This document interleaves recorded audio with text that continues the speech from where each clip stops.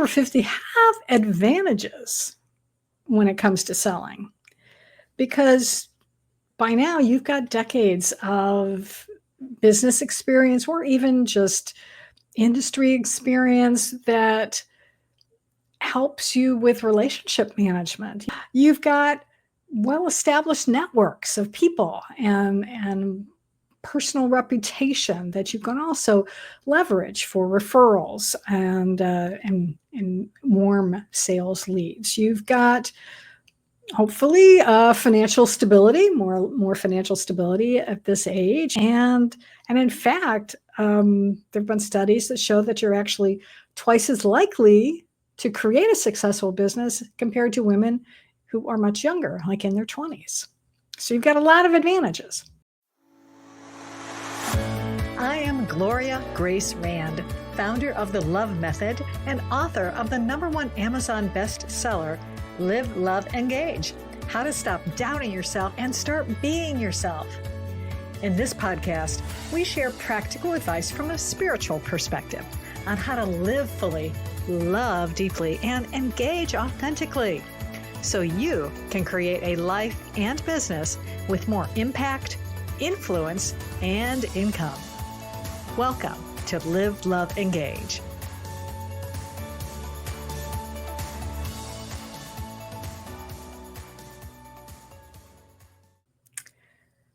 Namaste. If you're like I was a few years ago, and you hear the word sales and you go, well, you're in the right place, because today we are reclaiming sales as an act of service, not manipulation, which I think is one of the connotations that sales has. But first, as always, I want to welcome you to Live, Love, Engage. I am Gloria Grace, confidence catalyst and self-love advocate, and I empower women over 50 through my signature love method and energy healing to boldly live life on their terms. And as I mentioned, sales, sort of like systems a couple of weeks ago, not exactly my favorite subject. And I've been procrastinating on doing this episode because even though I know and I understand now that sales really is a service, but there's still part of me at times that just feels icky about it. I'm just going to be honest. And that's a problem, frankly, because it makes it challenging when you're in business if you've got this limiting belief about sales. And that's what I did. I mean, when I first started my business way back in 2009, and as an SEO copywriter, writing content for business websites, that was what I decided to do. And before that, I was working. I was an employee. I worked in television. I was working for a long time. I worked for the public television station down in Miami, Florida, on the staff of the Nightly Business Report. I then left that for a while and then worked part-time at another television business news organization for a little bit, and then finally became a stay-at-home mom for a while. So my previous experience of selling before that was, right after, in high school, I sold shampoo door to door as a fundraiser for our band. I was a Girl Scout, so I sold Girl Scout cookies and did well with that, although truth be told, it was really my mom who did well. Because she would sell them at work, and I sold the most cookies in our troop one year because a lot of it was due to mom. Where she worked, they were hungry for Girl Scout cookies, and so I was happy to oblige. And I even sold Tupperware for a little while, also when I was in my 20s, and mostly because I had a good friend who was trying to get a Tupperware business. And since I'd used Tupperware for years, my mom was a Tupperware customer. And so I thought, oh, okay, how hard can it be to sell Tupperware? Yeah. Direct sales and me are not my forte, especially selling physical products. I didn't enjoy that. Now, when it came to promoting my business now as a copywriter, I realized, oh crap, I have to sell, don't I? And what I discovered though, and this is sort of the crux of what we're going to get into today. One of my very first sales came about as a result of hearing a presentation by a couple of life coaches. And they were I belonged to a women's group at the time. It was called Mothers and More. And they gave this presentation to our group. It was called No is a Complete Sentence. And I think I've talked about boundaries on the show before and how important it is. And for men and women, but especially women, because we tend to be caretakers, but we also have to learn to take care of ourselves. And that's where boundaries come in. We need to learn to say no. And even in business, sometimes we need to say no as well. And I'm going to talk more about that in a little bit as well. So anyway, I'm listening to this presentation, and while I was, what was going on in my life at the time is I was actually taking a course on SEO copywriting. I was studying, what is her name? Heather Lloyd Martin, I think. I'll look it up, but she was an SEO copywriter, and she had a course that I was taking. And so I was learning about this stuff, and I thought, well, just for giggles, I'm going to Google this company and see because they're life coaches in Orlando, and I knew enough about keywords then to look for that. And so I went on to Google and searched for life coaches Orlando, and I couldn't find their company. I looked and looked and looked and couldn't find them, went past page 1, page 2, nothing. Then I finally typed in the name of their company, which was Creating Your Masterpiece. Then they came up on Google, and I said, let me look at their website. Let me see what the deal is here. And what I found was that, they did not have Orlando life coaching as a keyword phrase in the back end of their website. And I thought, well, even though I wasn't done with the course yet, I knew that I could help them. I suspected that if I was able to do this, I had a good feeling that I could help them get onto page 1 of Google. And this is way back in 2009, and it was much easier to get on page 1 of Google at that time. Now there's billions of websites, so it's a little more challenging. So I called them up on the phone. And no, did I call them? No.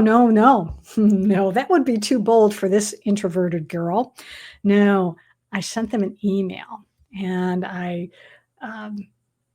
was thanking them for their presentation. And I, said, I noticed I was trying to find your website and I couldn't find it online. And this is the reason why I think it's not showing up.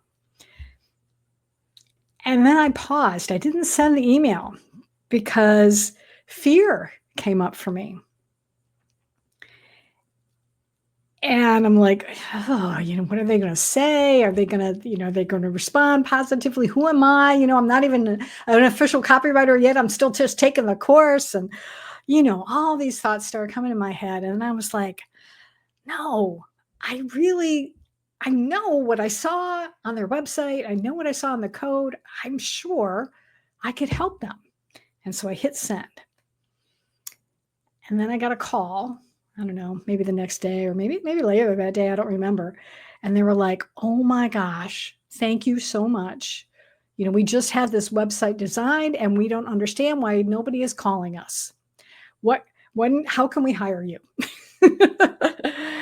And when I did they did hire me and to do the work. And sure enough, they showed up on the first page of Google and their phone started ringing. And as a result of that, there were two ladies, and one of the women in particular belonged to this networking group, and so she invited me to join it as well, which I did. And then she would constantly sing my praises, and so I was able to get more business that way.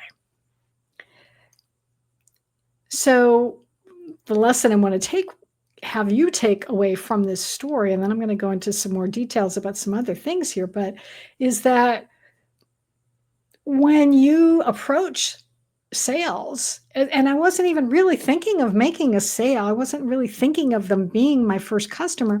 I was just coming at it from, oh my gosh, I need to be able to help these people. They're not showing up on Google. I know what can be done. I know I can fix it.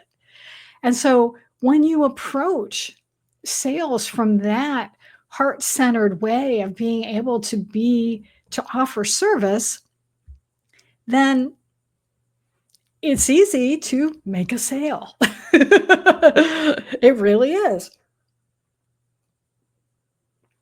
Now, for those of you who maybe have been listening to my podcast for a little while, you might have noticed that I changed my intro a little bit. And so I've been going through a program where I've been to up-level my brand and to really, really hone in on who I want to serve. So, and I've actually even tweaked the name of this podcast, and it's going to be even changing more, but not until the end of 2025 when this season ends.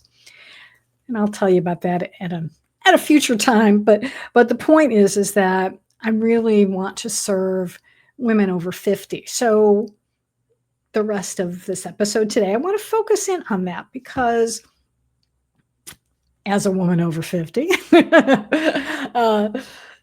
and I'm thinking even now when this happened, let's see, that was, 15 years ago. Well, yeah, I was still in my 40s, I guess, when I started this business, but whatever. Anyway,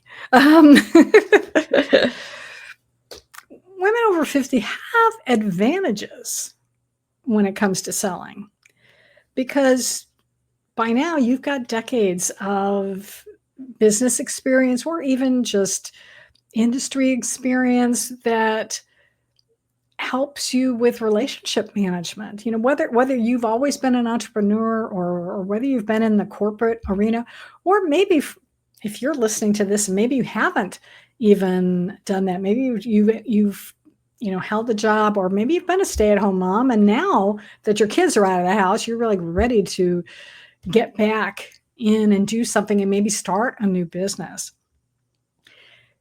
You've been selling people your whole life. I mean, you started selling as a child because you had to sell your parents on something that you wanted. So we do know innately how to sell. I think it's just sales has gotten a bad rap. You think about, and again, I'm guilty of this as well, because my idea of sales, you think of the hard pressure used car salesman. That's usually the stereotype, who just sees this person coming on the lot and they're out there, ready to sell you a car that maybe you're just looking right now, or they're going to sell you the more expensive one when you wanted to get, just a simple sedan, and they're going to give you the whole bells and whistles on this SUV, whatever. But anyway, you've got experience, so you can do this.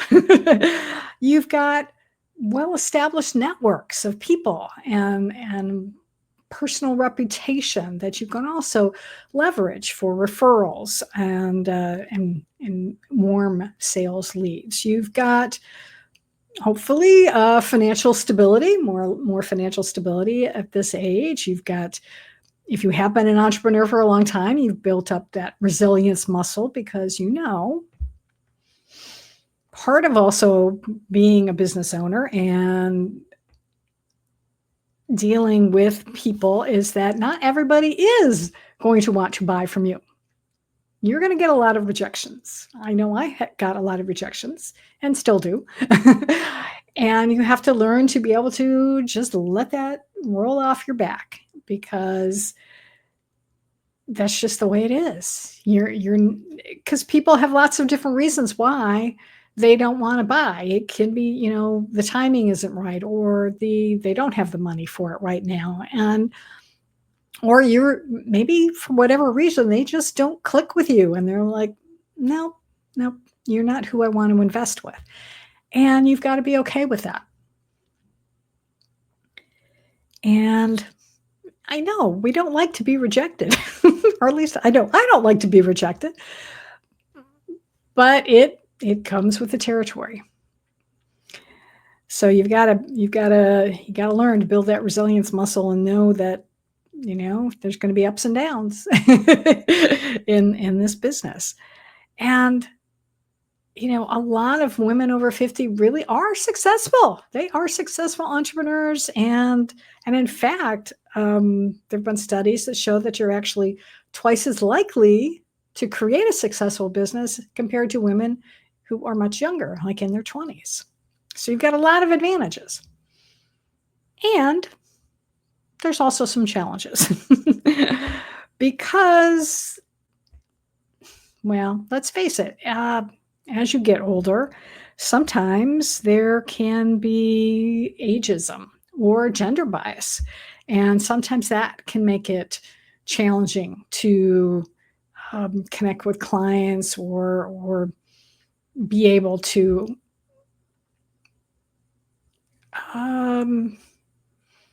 just to reach other people. And especially if maybe with whatever industry you're in, perhaps there's maybe younger male men out there who are, who you're trying to compete with, and it might be a little bit more challenging.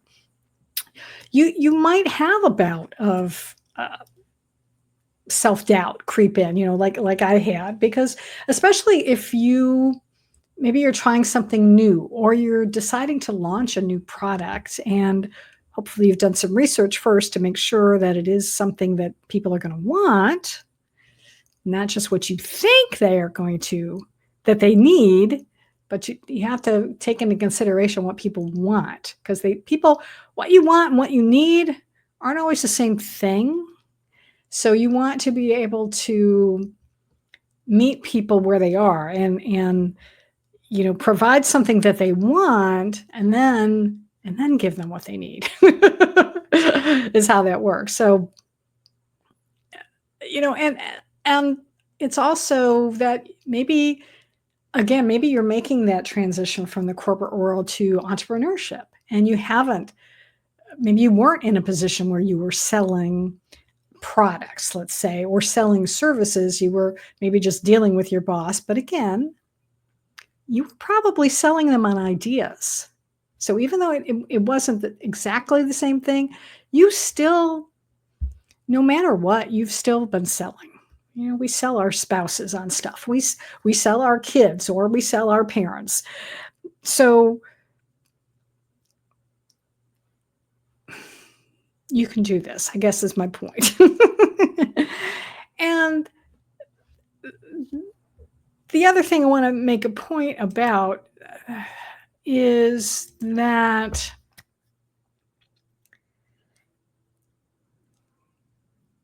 don't let fear keep you from making offers. And I know sometimes, we might be nervous about, like I said, maybe you're pivoting into a new direction, and to be able to make people a new offer for a product or a service. But if you know that there is a market for it, number one, you have an obligation to make an offer. Because if you know that you've got something that's going to help somebody and you don't, then you are depriving them of your gift. And I know you don't want to do that, right? Of course not. pause for a cup of tea, sip of tea for a second. Okay, so, I know what I want to get to too. I want to mention this now before I forget about it, because I mentioned this early on. When I talked about my clients, well, my prospect first, but these coaches who talked about no as a complete sentence. If you have someone who comes to you and wants to hire you, it's okay for you to say no to them. Now, I know sometimes, if maybe we're in a financial position where we hate the idea, of turning someone down because we got bills to pay. And I get that. So maybe sometimes you do have to take a client, but I encourage you to really trust your gut when you are dealing with people, because sometimes there are big red flags out there that, again, sometimes we might ignore, but eventually they become really loud and or really big in our face or something that you need to, either say that you're not going to work with them, or you might have to let them go as a client and not sell them any more of your services. So I had a couple instances where in the past, once when I was doing more copywriting as my business, I had a lovely gentleman who loved to schedule meetings with me, and we would go over these lovely plans of what he wanted to do in his business and how to promote it. And, I'd spend like an hour with him, and then he wouldn't implement anything. And I finally I think I either and this is early on in my business, and so I may not have been as tactful about not wanting to work with him anymore. I think I might have just stopped answering his calls, frankly. But it was really frustrating. But then I had another woman who she had hired me to help her with her, I think it was her LinkedIn profile or helping her some way. And I kept making all of these suggestions. And every suggestion I made to her, I was on a phone call with her. Every suggestion I made to her, she's like, "Oh, I tried that. I did that already. That doesn't work. Oh, no, that doesn't work for me. No, that doesn't work for me." Every single thing. And I'm like, as I'm talking to her, I'm getting a stomach ache. And my body is I'm just like tensing up. And it was just so frustrating because she wouldn't even give it a try. And some of the things she's just, "Oh, I heard that doesn't work." No, so it wasn't even direct experience. "No, I've heard that doesn't work." Instead of listening with an open mind. And so people I like to work with have open minds. Those are my ideal clients, are people with open minds. And she was not one. And so I finally said, "You know what? I'm going to suggest to you another person that you might be a better fit for, because we obviously are not a good fit." And so I, blessed her and sent her, gave her a couple referrals of some other people who did this kind of work. Oh, I know what it was. I think it was maybe even to write a resume for her or something. I don't know. I don't remember anymore now, but I just remember the stress. I remember the stress that she caused in my body. And that's not good. We want to work with clients that are going to light us up, that are going to make us feel good, that are going to make us look forward to working with them every day, especially if you are in the service industry in particular. If you're a coach or a consultant or somebody like that, you want to be able to be happy with the people that you're working with. So I just wanted to make sure I got that out there. Okay, let's talk a little bit about sales, a little bit more concretely. Because what are some of the things that maybe, again, if at the start of this, your default position when it comes to sales is, because I know I've been in like groups before, and they say, how many people love making sales? Raise your hand if you love making sales. And there will be a few people that raise their hands, but there's going to be a few others that don't. because again, we have this idea of like making sales, we think of like, cold calling or something like that. But it really, if we can reframe that and approach sales as something more sacred, something that is a service that you're offering a solution to somebody to make their life easier, whatever that and however that looks. But that's ideally what it is. If you're in business and you've got, whether it is a service or a product, somehow it is your intention, I'm sure, is to have it help someone in some part of their life. It could be their health, it could be their finances, it could be their relationships, whatever it is. But that's what it is. And so if you're not, let's put it this way, if you're not as successful in making sales as you would like to be, it could be that you might have some limiting beliefs around money and your worth.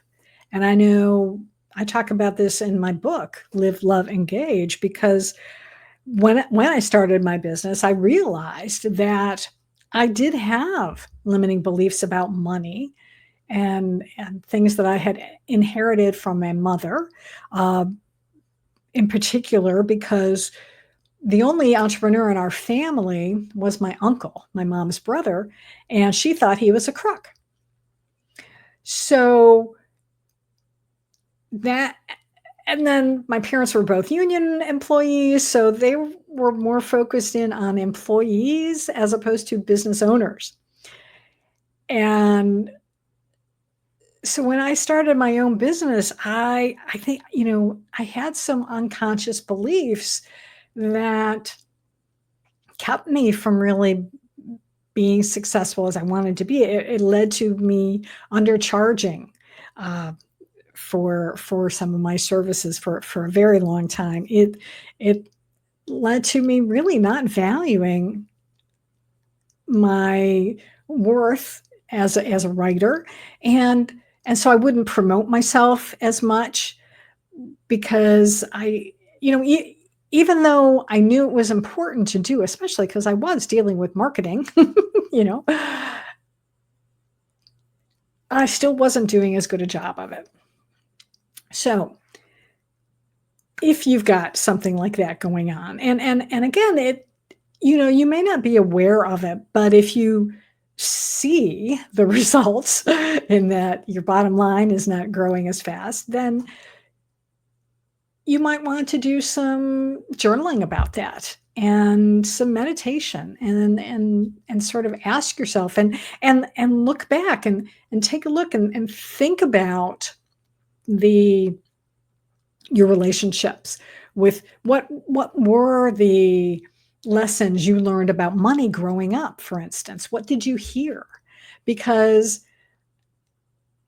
you might have just picked up on these things and you're just acting it out without even really thinking about it. But there's good news here. Our brains are wonderfully, we have this capability called neuroplasticity that will allow you to rewire these stories, and you can rewrite the script. You can practice affirmations and say, I am worthy of being paid well for my gifts. And so you could start doing some of this work on your own, and you might want to also work with a coach. In fact, actually, just recently, I had a wonderful money coach on the show, Michael Ann Valterra. You might want to go back in and listen to that episode because it was really great. And she had some really good, one of the things she talked about, especially for holistic providers, is that we have something called noble poverty, where, heart-centered service providers don't want to charge a lot because we want to be able to serve everybody forgetting that you still have bills to pay, just like everybody else. And if you undervalue and underprice your stuff, that also, you're giving a perception to other people, to your prospects, that maybe you're not that great because you don't charge a lot. Let's face it, especially in the Western world, where a lot of my listeners and viewers are, there is this perception that the more something costs, the better it's got to be. There's the, Walmart items at Walmart versus items at Nordstrom, or back in the day, it used to be Neiman Marcus. My mother loved to be able to go to Neiman Marcus after Christmas and get like Christmas ornaments on sale. These really expensive ones. And now they were 50% off. Woohoo! Good deal. So, you might want to, like I said, do some work on your own, but also get some help from someone, get some help from a coach. I'm available as well to help you with this stuff, because I've been there, done that. And now this is what I teach in the love method, is to help you with valuing the V in love. Love is an acronym. V stands for value your uniqueness. And we'll work on that. So once you've sort of cleared out some of this stuff, now when it gets time to really getting into a sales conversation, let's say, this is where it really pays to use our ears. What's the saying? God gave us, two ears and one mouth, so we're to listen more than we speak. There's a reason. And so when you are in, let's say, a discovery call with someone, you really want to listen well to what they're saying, and also even what they're not saying. And again, this is where your life experience, if you've been really working on honing in on your intuition, this is where you can really put that into play and really hold space of while you're listening to someone, and just give them your undivided attention, because number one, they're going to love you for that, because as human beings, we want to be heard. We want to be seen, we want to be heard. And so if you can give that to someone and just ask them questions and say, where are you? What's going on in your life right now? And again, this is more for, like, say, a coaching or a consultant, as opposed to someone selling a product. That's a whole different thing. So I'm not going to get into that because that's not my expertise. If you're looking for someone who can help you sell products, I'm sure there's other podcasts out there that are all about, like, selling on Etsy and things like that. So that's not me. Full disclosure right here. So I've been a service provider now for 15 years, 16 years. Oh my gosh, time flies. So where was I going with this? Oh yeah. Okay. So listening. Okay. Listen and give them your full attention, and ask questions, and then let them speak. Ask, where are they? What's going on for them? What would be life if they had this problem solved? And then also, what happens if they don't get this problem solved as well? And just really listen. And then pause. Catch what I did there? Yes. Pausing. And take notes while you're talking to someone as well, because then you can use their words back to them and say, I heard you say blah, blah, blah. And then you can go deeper into that and explore that.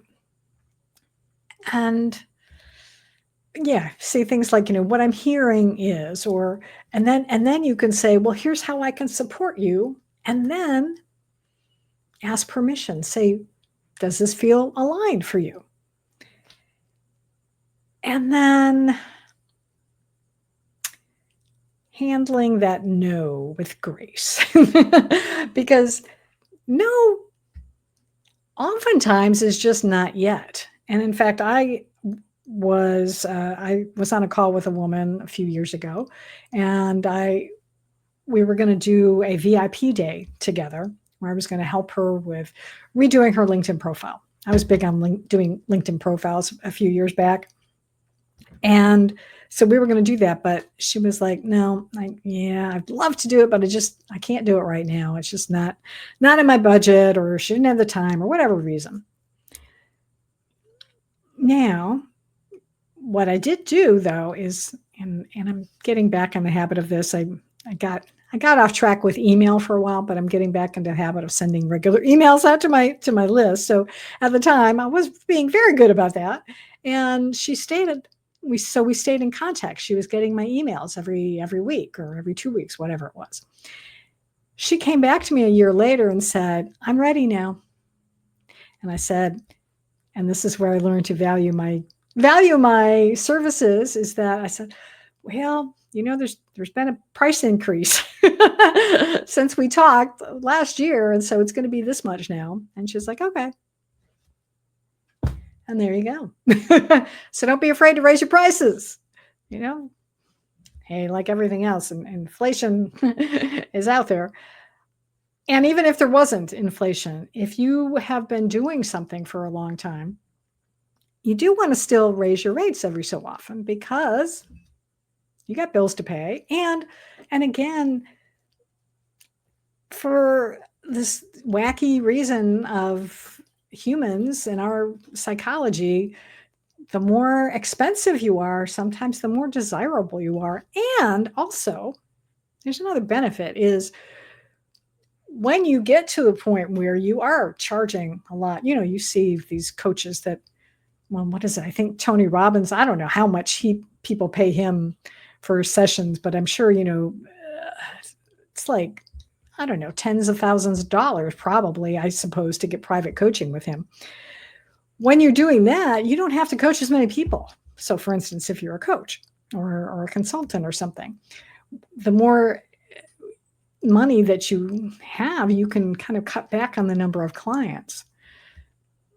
So there's some advantage to that. But if you like the lower cost thing, some people love offering low cost membership programs, for instance, where it's maybe $20 a month or $40 a month. And then they have a whole bunch of like courses and things like that people can do on their own. They can go through.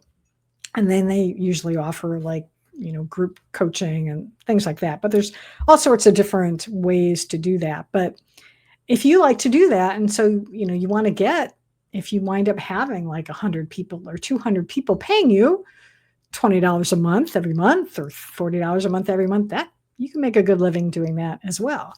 And there's a whole other thing you can go into. And I've attended sales trainings, and I highly recommend those, where you go in and look at how much money do I want to earn, and then figure out how many sales I need to make to earn that. And then because then you can then figure out, like, of your offerings, if you have something that is like a $100 offer, or something that's $1,000 offer, something that's a $5,000 offer, you see how many people or how many sales you're going to need to be able to say, let's say you got $100,000 goal to earn a year. You can, divide that up by 12 and, whatever, do the math. That's not what this podcast is about. Like I say, there are wonderful people out there who teach this stuff. I am not one of those people. But I just want to put it out there so you have it. Okay. All right. And in fact, I'm not even going to get in. There's like, again, we could spend like an hour and a half talking about all of this stuff. So I just want to, I'm looking at some notes here of like all the different things that I could talk about, and I just don't want to. Don't want to. Because again, I want this to be more of a high level look at sales. And my main point that I want to stress, I want to come back to, is that you treat sales as a service and treat it as a sacred offering that you're making to someone. That, you don't want, it's not like you're, because I'm sure if you're listening to this podcast, you are someone with a big heart. I'm sure of it. The podcast is called Live, Love, Engage. So I'm sure you are someone who wants to live fully, love deeply, and engage authentically, which is what I always say at the end of the show. So you're not someone who just wants to go in and make as much money as possible, and you don't care who you hurt. No. I know that. I know you're not that person. No, you are someone who wants to help people, and you want to grow your business, and you want to pay your bills, and you probably want some time freedom and some financial freedom to go on vacation and to have fun and to, spoil your family with gifts or trips or something. So just always remember to be of service to someone when you're talking to them on the phone, and think of how you can help them. And like I talked about at the beginning about, my very first foray into trying to promote my services as a copywriter. It wasn't so much about making the sale as I just felt sorry for these people because they had this beautiful website and nobody was finding them. I'm like, that's not right. They need, and I heard them and they were great. I was very impressed with their presentation. And I'm like, more people need to hire these people. More people need to hire these women. So I want them to be known. And that's how I came at it, with that open heart to help them. And they were like, great, yay, help us. So I think that's going to do it for now on this topic. But I want to do one other thing, as we're just a brief thing as we're winding down here today's episode. So one of the things that I love to do, and as I mentioned at the beginning, I offer energy healing. So I want to share with you a light language message to help you to release whatever, perhaps some unconscious limiting beliefs that might be keeping you from being as successful in your business as you'd like to be, to help you to be able to have more confidence to go out and be of service, to sell your services. So what I'm going to share right now in just a couple seconds is a message that is intended for your heart to understand. It's not something necessarily you're going to understand, be able to translate, because it is it'll sound like a foreign language, but it's got energy in it. And it will resonate with your DNA and resonate with your energy field, and to help you to clear away any blocks that you might not even be aware of. So what I encourage you to do is, if you're driving while you're listening to this, to pause the podcast and come back to it later when you can be somewhere where you can put your feet on the floor, close your eyes, set the intention that the message that you're going to receive will be for your soul's highest good and the highest good of others. And that's what I am setting that intention as well.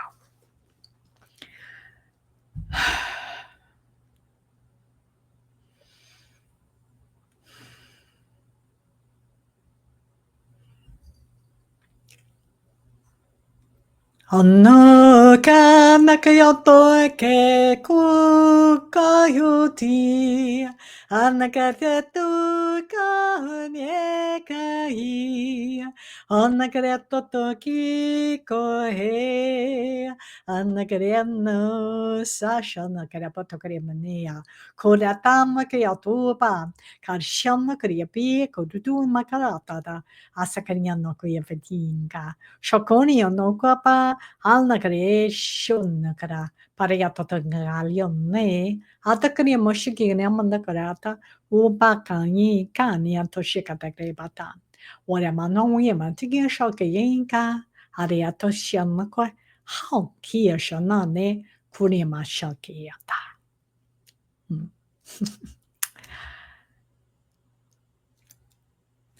All right.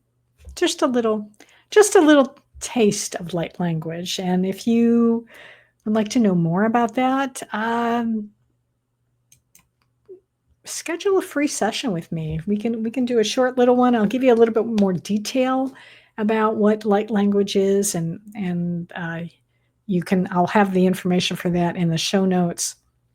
And if you're watching this on YouTube, you'll see it right there. So yeah, let's schedule a time to chat, and like I say, I'll do a little bit more, because it's great when I can share one-on-one with someone, because then I can address your particular needs. And of course, if you want to just go ahead and book a session with me, you can do that as well. So you can go and just, I offer half-an-hour sessions, and I'll give you a lot longer message than what I just shared with you right now. So I'll also have that in the show notes too.